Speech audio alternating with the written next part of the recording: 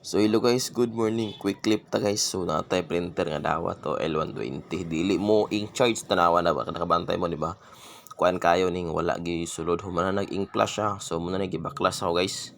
Oo. So gimanual ako na siya suyop. So mo ni siya using syringe. So mo na to siya nanay sulod ang yang cartridge nga ink. Mo na yung gibuhat guys. So okay na ga in charge na siya.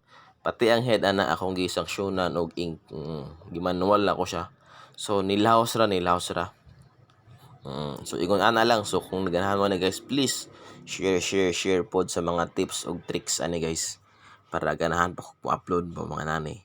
So ako nagikuan guys ang yang host sa iyang waste ink pad para maklaro gyud kang ni suyop ba gyud siya og ink. O ni buga ni buga ba gyud og ink guys.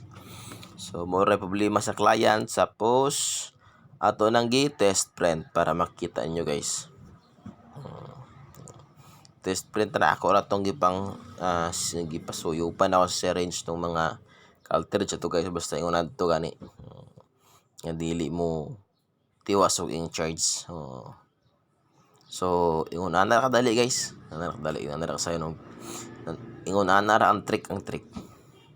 So diri lang siguro takot to guys kay man naman ang atong clip. So bye bye. God bless.